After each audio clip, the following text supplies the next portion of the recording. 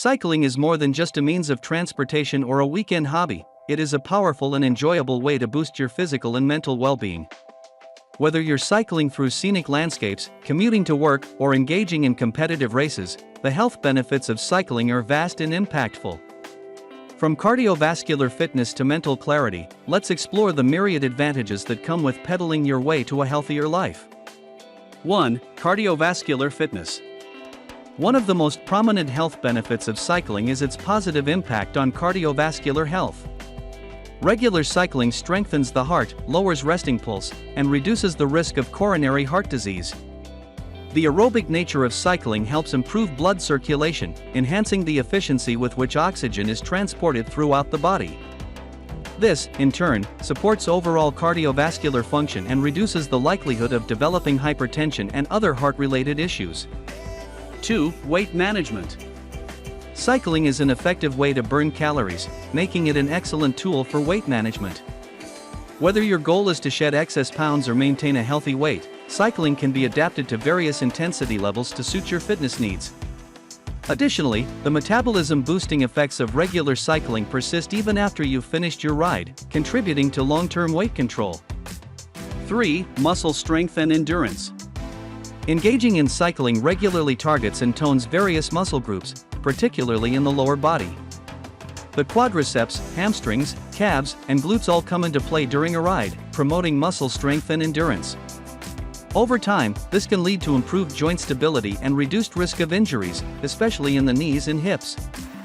4. Joint health. Cycling is a low-impact exercise that is gentle on the joints, making it an ideal choice for individuals with arthritis or joint pain. Unlike high-impact activities such as running, cycling provides a smooth and fluid motion that minimizes stress on the joints while still delivering an effective workout. This makes it accessible to a wide range of individuals, regardless of age or fitness level. 5. Mental well-being. The benefits of cycling extend beyond the physical realm and deeply into mental well-being. Riding a bike outdoors exposes you to fresh air, sunlight, and the beauty of nature, all of which contribute to reduced stress levels and enhanced mood. The rhythmic motion of pedaling can have a meditative effect, providing a mental escape from the demands of daily life and promoting relaxation. 6. Improved sleep. Regular physical activity, including cycling, has been linked to better sleep quality. Engaging in moderate-intensity exercise helps regulate sleep patterns, making it easier to fall asleep and enjoy a deeper, more restful slumber. Improved sleep not only contributes to overall well-being but also supports better cognitive function and daytime alertness. 7. Boosted immune system. Consistent cycling has been associated with a strengthened immune system. Moderate exercise is known to enhance the production of immune cells and antibodies, providing a defense against illnesses and infections. By incorporating cycling into your routine, you can fortify your body's natural defenses and reduce the risk of falling prey to common ailments. 8. Social connection. Cycling can be a social activity, whether you join group rides, cycling clubs, or participate in charity events. Building connections with fellow cyclists fosters a sense of community and camaraderie, which can have positive effects on mental health. Social engagement has been linked to lower rates of depression and anxiety, and cycling provides an enjoyable avenue for socializing while reaping the physical benefits. 9. Increased lifespan. Research consistently shows that regular physical activity, such as cycling, is associated with an increased lifespan. By promoting heart health, maintaining a healthy weight, and reducing the risk of chronic diseases, cycling contributes to a longer and healthier life. The cumulative impact of the various health benefits makes cycling a valuable investment in your overall well-being. Cycling isn't just a mode of transportation or a recreational pursuit, it's a holistic approach to health and well-being. Whether you're cycling for pleasure, fitness, or as a means of transportation, the benefits are both immediate and far-reaching. From cardiovascular fitness to mental clarity, the advantages of cycling make it a versatile and accessible activity for people of all ages and fitness levels. So, dust off that bicycle, hit the road, and pedal your way to a healthier, happier life.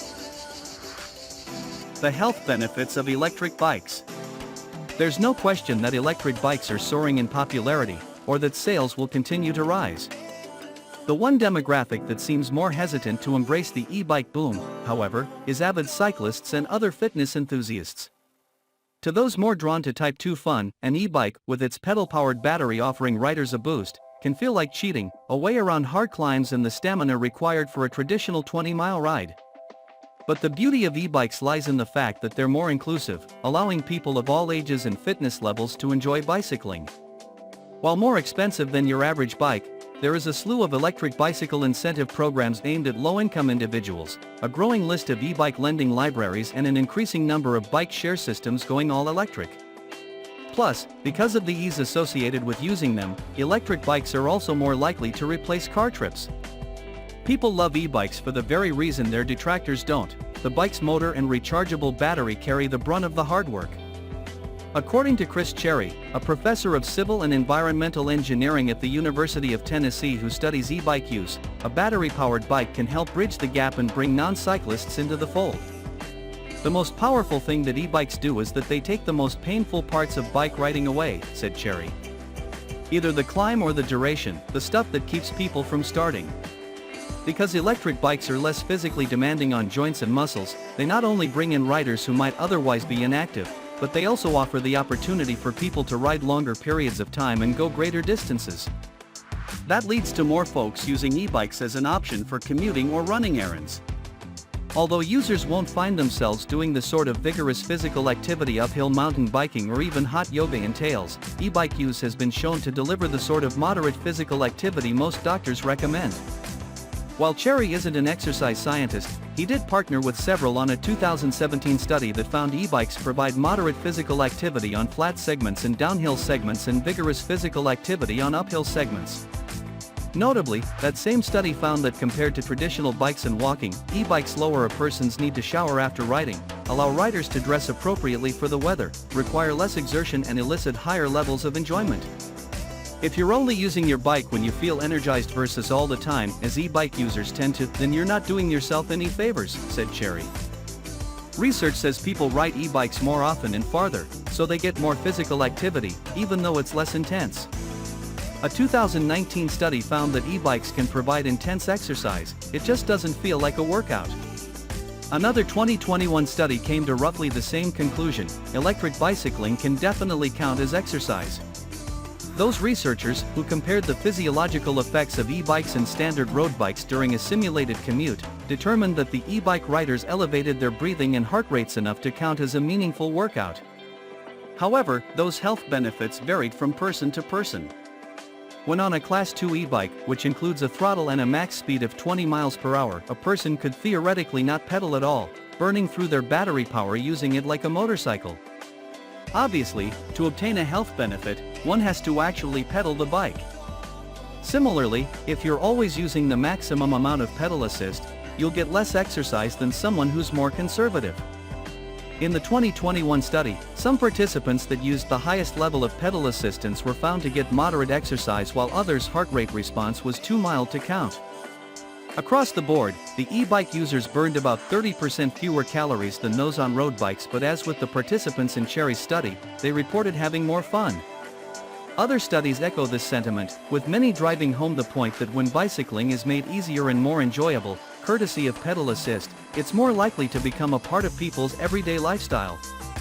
While the mental health benefits of e-biking are harder to quantify, there is something to be said for a form of transportation that provides joy, allowing more people to better connect to the places they live. There's plenty of research that points to the mental health benefits of spending time outdoors, including one 2019 study that links 120 minutes spent outside per week with elevated levels of health and well-being. Plus, physical activity in general has been shown to improve sleep, mood and cognitive functioning, as well as decrease stress and ease depression and anxiety. Based on such research, Canadian doctors can now prescribe national park visits to patients. Anna Wassman, the business development manager at Bosch e-bike systems, which manufactures e-bike batteries, motors and displays for more than 70 brands globally, hopes to someday get to the point where doctors might also be able to prescribe e-bikes. In tandem with Cherry and others, Wassman is working to develop a long-term, large-scale scientific medical study to fill a current gap in the research. While it's still in the conceptual stages, for there to be any sort of medical intervention, longitudinal evidence is needed. The adoption of e-bikes as the go-to health and wellness tool for the medical community, that's the dream goal, said Wassman. To help achieve the dream, Bosch believes insurance companies, benefits brokers and employers have a large role to play. It's lots of little pieces that all tie together to create a better world. We need to help people get there. For older adults, whose immune systems benefit from exercise, as well as folks with pre-existing conditions or joint pain, e-bikes are a low-impact way to stay healthy. Research also shows that outdoor e-bike exercise can help stroke, spinal cord injury survivors, multiple sclerosis patients, and people born with motor function disorders, as well as people recovering from more everyday injuries. Again, they're also expensive. Since socioeconomic status is a known indicator of things like hypertension, heart disease, obesity and respiratory issues, e-bikes remain out of reach for many who would benefit most from their use. In 2021, Biketown, the all-electric bike share system in Portland, Oregon, launched a Prescribe a Bike program to both increase access to e-bikes and improve public health. In partnership with the Multnomah County Health Department, Racial and Ethnic Approaches to Community Health, REACH, program and its student health centers, the 2-year pilot is offering prescriptions for bike share for clinic patients and 16 and 17-year-old high school students. All prescriptions come with a free bike share membership, helmet and educational support. According to Roshan Kurian, Transportation Demand Management Specialist at the Portland Bureau of Transportation, which manages Biketown, the clinic and student populations live in the same zip codes, one of the best-known indicators of poor health outcomes. These are underserved communities that are more low-income than the rest of the city and more ethnically diverse, said Kurian. Thus far, the Prescribe a Bike program has 58 participants, all of whom agreed to have their ridership data tracked and to submit health surveys. Although Prescribe a Bike programs aren't new, Boston, Massachusetts, and Brooklyn, New York, have their own, and the UK announced a nationwide initiative in July 2021. They are rare, and haven't traditionally involved electric pedal assist bikes.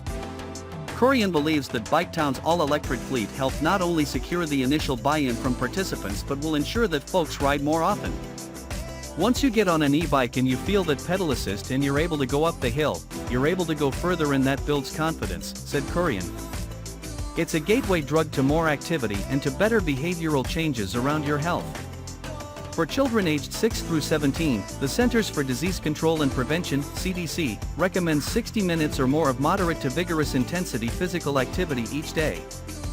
For adults, it's 150 minutes of moderate intensity physical activity, and 2 days of muscle strengthening activity, each week. Biketown's prescriptions are in line with these guidelines, although Kurian acknowledges that for many folks, it can seem like a lot. It's a recommendation, so anything that we hit near that is great, said Kurian. It's also probably more realistic if you're using an e-bike. By focusing on youth and clinic patients with pre-existing conditions, the study will showcase how electric bikes might work as both a preventative and curative intervention. The larger public health savings brought on by a large-scale shift to e-bikes is harder to quantify. According to a 2021 study conducted by epidemiological researchers at Colorado State University, bike share alone saves the U.S. $36 million in public health dollars every year. Researchers also found that bike share trips in the U.S.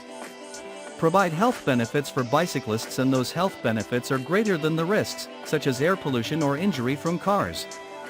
Bike share systems that go electric consistently bring in more users. In 2019, when the Madison Bicycle fleet in Madison, Wisconsin, went electric, usage more than doubled, and in New York City, electric assist city bikes see more than twice as many rides per day than traditional bikes. It follows that the more electric bikes there are on our streets, whatever the source, the larger the collective public health benefit. The more e-bikes swell in popularity, the more likely they are to play a role in helping reshape our streets to be more walkable and bikeable, which comes with health savings of their own. A widespread mode shift would also reduce emissions, while redesigning our streets for bikes can help lower road fatalities all around. And if a future full of electric bicycles seems far-fetched, consider this: in Europe, e-bikes are projected to outsell cars, all cars, not just electric ones, by the middle of the decade. In the US, e-bike sales are outpacing electric car sales and are tracking towards 1 million annually. Electric bikes are proven to have the ability to help individuals, and getting more individuals on e-bikes has the ability to help our communities and the planet at large. The more people bicycling, in whatever capacity, the better.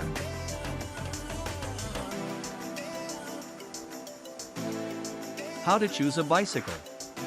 There are many different types of bicycles and many different types of people with different biking needs. Some people like tricks, some like races, and some like speed control. You will need to take into account your own preferences when choosing the right bicycle for yourself. To figure out how to choose which type of bike is best for you, ask yourself where and how often you plan to ride, what you will use your bike for, and how much you are willing to invest. Learning what type of bike you need. 1. Learn how to ride if you don't already know. That's the first and most important step. You can do this on practically any bike that is the right size for you. Starting on a basic single-speed bike with coaster brakes is usually best. Since you don't have to worry about shifting gears and front/rear braking sequences, these bikes offer an easy learning curve. 2. Learn about the basic types of bikes. There are many different types of bikes that offer a wide range of capabilities. If you live in a city, you probably want a bike that's built for urban cycling. If you live somewhere where you can bike on trails, then a mountain bike might be more your speed. Utility bikes. These bikes are characterized by their comfortable sitting position, step-through frame, baskets on the front or rear fenders, and chain and skirt guards that prevent clothing from getting caught into the bike. Some models even come with an integrated wheel and chain lock. These are practical for everyday urban transportation, which makes them popular in urban areas like New York, Amsterdam, and Tokyo. Cargo bikes. These bikes are designed for transportation of more goods than can fit in a bicycle basket, but less goods than can fit in a car or van. BMX bikes. Low-profile bikes with 20-inch, 50.8 centimeters, usually knobby tires. These are for competition biking on trails or courses and have cable-operated caliper brakes on the front and rear. These bikes are single-geared bikes. Road bikes. This is a general term for traditional-looking and racing-like bicycles designed for good performance on pavement. There is a wide range of options within this category. Road bikes can often be classified into two broad groups of racing/performance or touring. Racing bikes are designed for pure speed with an emphasis on lightweight and place the rider in an aggressive posture. Touring bikes are designed for sustained comfort in carrying loads. They have heavier components for durability, mounts for rack and fender attachments, and have a more upright riding position. Road bikes traditionally have drop or arrow handlebars. These handlebars allow the rider a range of hand placements for comfort or for achieving an aerodynamic riding position. Mountain bikes. Bikes designed for off-road use, with compact frames, stable handling, clearance for wide and knobby tires, and higher handlebars for a more upright position. For hilly terrain, these bikes will generally come with low-range gearing. There are many types designed for specific purposes, such as downhill versus cross-country racing. Mountain bikes can be equipped with sophisticated suspension and disc brake systems. Mountain bikes are also very popular as all-around bicycles due to versatility. Tandem bikes. These bikes have an extra seat and set of pedals for two people to ride together. Recumbent bikes. These bicycles seat the rider in a reclining position with the pedals positioned forward, which is a more natural position requiring less flexibility than upright bikes. These bikes can be fitted with windshields for good aerodynamic performance. However, these are generally heavier and can't match the performance of upright racing-style bikes. 3. Think about your intended usage. If you intend to ride your bike on trails and unpaved roads, a mountain bike is a good fit. If you don't intend to ride on unpaved trails and live in a city, a road bike will be more efficient. Racing-style bikes will not be as comfortable or practical for casual riders. Depending on where you live, shops may be limited to mostly racing and mountain bikes. A popular middle ground that you may find is the hybrid-style bike. Hybrid bikes often mix elements of both road and mountain bikes. Hybrid bikes typically have thicker wheels and a wider seat. Frames are usually fairly light and most use caliper handbrakes. When deciding on a bike that will work for you, ask yourself a few questions to get started. What will your average riding time be? How often will you use your bike? Are you getting a bike for fun or more for transportation? What have you ridden in the past? Being able to answer these basic questions will give you a good picture of what kinds of features you need in a bike. If you plan to ride your bike to work every day, you probably want more of a road bike that is fast and light. If you want a bike you can attach extra components to like a basket and ride around, a hybrid or cruiser might work. And if you plan on exercising and riding trails, then a mountain bike is what you're looking for. Deciding what features you want. 1. Decide between quality and price. Bicycles will vary in price depending on what type you're looking at, where you're looking, and the quality of materials. Road bikes will be better for commuting and speed, but can get expensive depending on the quality of materials. Cruiser or hybrid bikes sometimes offer more room to add accessories like baskets and saddlebags. If you intend to mount a basket, saddlebags, or a baby seat, you will want to be sure the frame is compatible with these devices. Many bike shops have complete assemblies with these attachments already mounted. If you plan on attaching a lot of accessories, avoid bikes from big box stores. These bikes, while less expensive, don't typically offer suitable construction for attachments. Because the materials aren't as good, adding too much weight can cause your bike to break down or not perform. Think about how long and how often you plan on having and using your bike. If you are planning to commute to work most days, invest in a higher quality bike. While more expensive, higher quality bikes will last longer and are constructed with durable, lightweight materials that will make performance better and last longer. 2. Know what types of terrain you'll be biking on. Road and mountain bikes usually have gears and shifters, often operated by some kind of trigger. Bikes that can shift gears are very useful for most riders, especially in hilly terrain, or for high performance. Fixie bikes don't have shifters, are lighter and faster, good for flat commutes, but require some skill. Bikes that have gears let you adjust your pedaling effort to account for hills, wind, or your own fatigue. However, these systems also add significant cost, complexity, and weight. Many riders commuting on busy, mostly flat, streets who want speed choose a bike with a single gear. Most bikes can be converted to a single speed. Unless the frame is designed for it, a chain tensioner will be required. A fixie is good for riders who want a minimal, fast bike. However, these bikes require practice and skill to get used to. Fixies don't have freewheel, so you have to pedal constantly to move. Single speed bikes are similar to fixies, except a single speed does have a freewheel and lets you coast. 3. Decide on your desired comfort level. Comfort on a bike goes beyond how you feel on the seat.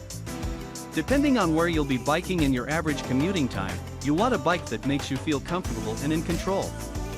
Cruiser bikes typically have a bigger seat and let you sit upright. Touring bikes allow for good carrying capacity and typically have drop handlebars for a more aerodynamic position. Road bikes also allow for an aerodynamic position but can be uncomfortable due to smaller, light parts built for speed over comfort. Choose a mountain bike if you like going over large bumps and dirt. Many mountain bikes have at least a front suspension to improve comfort and steering control on rough surfaces. Mountain bikes can also be good for general urban riding, due to stability and for going over curbs and the like. Beginners may find mountain bike handlebars and controls easier to use. Choose a road or touring bike if you're riding on mostly flat roads and terrain. These bikes typically have drop handlebars that allow for several hand positions and postures. Touring bikes provide more comfort if you plan on carrying a lot with you because these bikes are outfitted with the necessary mounting bolts for cargo. Touring and road bikes also offer different gears which help you change resistance if you encounter a hill or strong winds. Hybrid bikes are good if you find more comfort in sitting upright and want a more padded saddle. Tires on hybrid bikes are wider and more durable than both road and touring bikes, and can be ridden on different terrains with ease. 4. Find a bike that fits you well. The fit of the bike is essential to consider. Different bikes have different dimensions for varying body types. Make sure the straddle height isn't too high for you. Mounting and dismounting should be comfortable and easy. Make sure you have a good reach to the handlebars. When gripping the handlebars, you want a slight bend in your elbow. You should be able to easily grip your handlebars without having to bend over too much, even on road or racing bikes. When riding, you want to be able to keep your head up without straining your neck. If you're reaching too far forward and looking at the ground, your handlebars are too far away from your seat. Frame size and seat height will affect comfort as well. Look for a bike that you can easily adjust the seat height on. You should be able to easily touch your feet on the ground and maintain control over your bike. While you can make adjustments to most bikes, you want to look for one that provides you with a good saddle position. You want your knee to be directly above the ball of your foot when your pedal is in the 3 o'clock position. This will provide consistent movement and make it easier on your knees. Check wheel size. Bikes come equipped with tires from 12-inch for children's bikes, up to a standard 26 or 28-inch, 66.0 or 71.1 centimeters, for adults, and even higher for specialized racing bikes. Larger wheels may improve your speed, but if your wheels are too large for your body, riding will be more difficult. Think about how much time you'll spend on the bike, too. If you plan to go for long rides, you'll want a bike that feels comfortable for the entire trip. Building or buying a bike. 1. Test ride a bike before you buy it. If you can't get the bike shop to let you try a bike out, go to another shop, or borrow one from a friend. It is easier to get a bike that fits than to adjust and get acclimated to one that doesn't. By going for a test ride, you can really get a feel for the bike and understand it more quickly than you would by just reading a book. Ride the bike around the block to get a good feel for it. You should feel comfortable and in control at all times. Make sure you can easily reach the handlebars and all the components, like shifters and brakes. Test the gears and brakes. See how easy it is for you to shift gears and brake quickly. The bike should be responsive and shouldn't take too much effort to adjust gears or brake. Practice turning corners. You want to be comfortable with maneuverability. Some bikes are lighter than others and require more precision when maneuvering. If you don't feel comfortable on the bike, try out other ones to find something that feels natural. 2. Test the weight and materials. No matter the type of bike, there are different weights and materials in every one. If you're looking at a mountain bike, ask about the frame weight and how it affects performance. Though mountain bikes will typically be heavier than road bikes, you may find that for you, a heavier one will be harder to operate on the terrain. Check out the quality of the suspension. Full suspension mountain bikes are meant for serious off-road riders. You may not need the best suspension if you're not solely riding over extremely rough terrain. Road bikes and touring bikes offer a lot of options in the way of frames and frame construction. The more performance-based options might use a carbon frame. Carbon is a very lightweight material that helps with performance and speed. However, carbon frames can be more expensive. The material and shape of your frame can affect your comfort and speed, but might not be necessary for your type of riding. While carbon is popular for its lightweight nature, it's easily damaged. Aluminum frames may be heavier, but are more durable and often less expensive. Get a bike with the right tires for your needs. Thinner tires, often on road bikes, are fast and lightweight. However, thinner tires aren't good on rocky terrain and puncture easily. Touring bikes have slightly thicker tires with more tread, which allows for more versatility in terrain. The tread also helps grip on wet or slippery roads. 3. Buy or have your bike professionally assembled. This is especially true with derailleur-equipped bikes, the components that keep your chain on your bike. Having a bike built professionally ensures all the nuts and bolts are installed and tightened correctly, as well as the accessories. If you're newer to cycling, you will have an easier time getting on the road with a professionally built bike. Bike shops will ensure that your bike is properly tuned and that the wheels are properly aligned. By getting a professionally assembled bike, you will also make sure that every component, from the position of the saddle to any accessories, has been outfitted for you. A bike shop will be able to take your measurements and tailor any bike to fit your body perfectly, allowing for the best, safest riding conditions. 7 steps to buying a bike on a budget. 1. Make sure you get a good frame in the right size. Get help making sure the frame fits your body by someone who is knowledgeable about fitting. Look for the best frame you can afford for the right type of riding you plan to do. Nothing else matters as much if you are on a budget. Everything else can be upgraded later if you are short on funds. Good designers, cyclists, and shop employees know this. It's a good test of their basic knowledge. 2. Ride the saddle if it came with the bike just long enough to see if you can put up with it. If the bike does not come with saddle and pedals, thank the designer. That means they invested that money into the frame and wheels for you. Get a saddle that works for you, it is worth the individual focus. price and weight are not good criteria to use to choose a saddle. You need to test ride a number of saddles and buy one that is acceptable. After you have been riding a while, you will be ready to trade up to a better saddle. When your butt is new to cycling, an acceptable saddle is as good as it gets. When you can ride 15 to 25 miles a day regularly, get a nice saddle if you feel you need a different shape. Don't believe anyone who says this is a men's saddle or this is a women's saddle. Get one that fits and feels good. Ignore the rest. 3. If you can afford it, get a good set of wheels. After getting a frame that fits, wheels that are relatively light will give you by far the most bang for your buck. 4. If you are pushing your budget, buy cheap heavy tires. You will be replacing tires eventually, and then you can get some good tires. Wearing out tires will happen sooner than you think. That's when you can buy better tires. You will be best served to really enjoy your bike, although frame and wheels will do the most toward that goal. 5. Next, change your steel stuff out for entry-level alloy if you must limit funds. Steel chainrings, brakes, seat posts, and derailleurs are a dead giveaway that they are substandard for someone who wants to be a real rider and can afford more than the minimum frame and wheels. They may work fine, but they were put there to save money and they are heavy. Your motor cannot be changed. Weight matters. Used parts are often a good choice, but you need to really know parts design. Brand is not always a clear indicator. Ask a knowledgeable friend or expert consultant. 6. If your ship has come in, you can be picky but not arrogant about parts and prices. People who buy into the sport usually do not become good nor happy cyclists.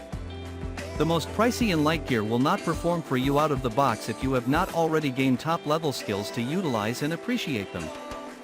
From the experience in my shop days starting hundreds of folks to cycling, it takes as a minimum 3 progressively better bikes as an adult to get to the top level, best for you. It doesn't matter how much money you have. 7. Full custom is usually not available or understandable to you until the 3rd level of bike and thousands of miles. Small custom builders must charge 2 to 5 times as much as off-the-shelf mass-produced bikes. If you do not know that they still mostly make less than minimum wages doing so, you will not appreciate their output anyway. Your best choice then is to buy an off-the-shelf imported bike and think you got a good deal. All small manufacturing concerns, 1 person to 60 people, are squeezed by this math. Imports are cheaper because the factories are larger and they have the economies of scale. But they often also practice a lack of respect for good design that a small custom builder will have. Inexpensive or dear, a bike can serve you well if you take the time to choose. Take a ride with the local bike club and you will find there are far more important skills than a full wallet to keep up. Thanks for watching. Please don't forget to subscribe for the next video.